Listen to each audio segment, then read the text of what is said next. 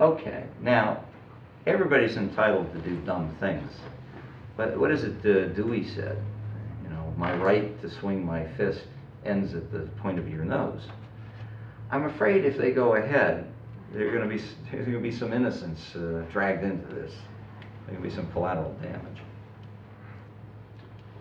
We don't talk enough about this, although that part of the narrative's changed. By the way, the first part of the narrative, it's beginning to change on Capitol Hill. Little eyes are opening up, lights are going on. They go, oh, you know, maybe they don't need it. Same thing on this. You'll hear this noted frequently enough, at least on the Hill, which is in a never-ending effort to seal the deal, our State Department always has, well, increasingly is doing two things. Making sure that the agreement automatically renews so they don't have to go back to Congress for fear that Congress might say no. The other thing that was put in, and I did not know this until recently, is this last bit of language, which is, if at any time, let's see here, oh, here we go. U.S. confirms, you know, we're doing this cooperation, but this cooperation shall be no less favorable in scope and effect than those which may be accorded from time to time to any other, well, neighbor, essentially, in the Middle East. If that's not the case, then UAE will ask for the full details of the improved terms and will consult with the government regarding the possibility of ending this agreement. That's code for, hey, you should presume if we go for something more generous with one of our neighbors, we get the same treatment. Now, legally, you could read this and say, well, it doesn't say you have to. And that's true. But in politics, expectations drive law. You've raised them here. You don't deliver. There's going to be some pound of flesh to pay for this, politically. Now, if it was just them, that ought to be darn interesting on its own terms. It's in the Egyptian agreement as well. I didn't realize that. Reading really is quite an amazing form of spy espionage activity. It's almost seditious because nobody does it. But if you do it, you discover that, oh my God, we've been doing this before. Now, in addition, the agreement with Egypt expires in 2021. Morocco, and that's not correct. It's hard to get in good health. I think I typed that. I think that should be 2020. I'm going to say it's 2021. I know Turkey is 2023. And Jordan, well, of course we want to have Jordan on board. So one of the fun things is if you strike a deal with Saudi Arabia, it becomes a template or model for all these countries. Then my favorite, Israel. People forget it, but Israel was very keen in supporting the India deal when it came out. And part of the reason why is they submitted a white paper to the NSG saying, aren't we next? And the rejoinder was, well, we'll get back to you. That's to say, silence. However, I can tell you that I was approached by someone fairly senior on the staff of one of the major committees on the Hill saying, well, if the Saudi thing goes ahead and all hell breaks loose, we have to up the ante and help Israel out. And I'm sure if we passed a senselessness of the Congress resolution saying they should get an India deal, everyone would vote for it. What do you think? What do you think? I said, well, first, unfortunately, I think you're right. It would pass. And I say unfortunately because I think if that happened, several things could occur that would make the Arab programs, which, you know, in all honesty, might not be all that serious, get very serious. And he said, why and how? I said, well, why would Israel want to get an India deal? Oh, so that they, you know, have higher status and prestige. And I said, well, okay, but is there any technical reason? I said, do they need a nuclear power plant to produce electricity? And the answer was Well, no. Oh, because they have all this natural gas, if you haven't looked. There's enormous fines. Same with Egypt, by the way. I said, so can I help you here and explain it? I said, how old is Dimona? It's 55 years old. Now they've upgraded it. What does it make that matters? He said, oh, plutonium. I said, well, maybe, but what's the thing that they definitely need, even more than plutonium? He didn't know. I said, it's tritium. I said, well, what is it that you can make in a civilian reactor that a safeguarded reactor doesn't monitor or care about if you put aside?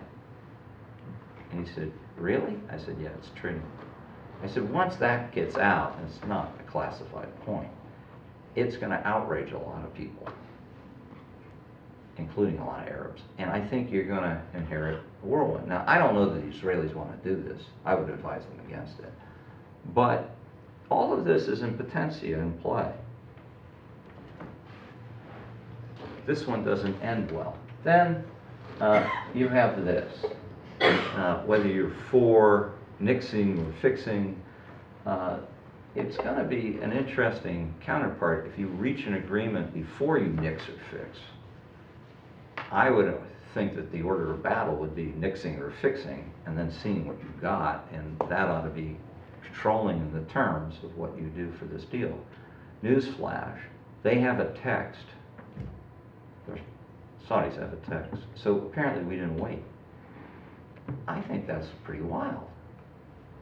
You'd want to know what the fallout and knock-on effects of doing one or the other of these things would be. That won't happen probably until May or June, if then. And yet we've already laid down terms of agreement. Now, thankfully, for the moment, the Saudis are not saying yes, sir, and signing. But how that plays out is kind of interesting. You know what's missing? Well, there was a beautiful picture, imagine this, of a submarine, and it was South Korean. Why would I bring a picture like that into the brief?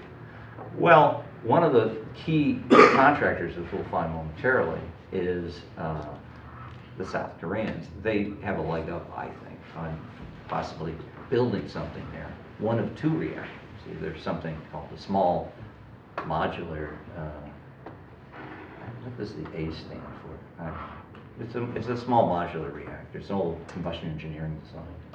About 100 megawatts electrical. We'll see a picture for it. Or this large machine they have called the APR 1400 megawatts. They have a leg up. They are already holding events in Washington with analysts saying, well, we should understand that a permissive deal isn't as bad as it looks. Or as the Israelis would point out, no, it's not as bad as it looks. It's much worse. Yeah. But for them, it doesn't look so bad. Why? Well, what of even President Moon? Does anybody know what he wants in the way of nuclear propulsion? Well, he wants a nuclear submarine. Well, you do know about it. I've read. You've read about it. Yeah. By the way, you all need to follow my Twitter feed. You will be so brilliant.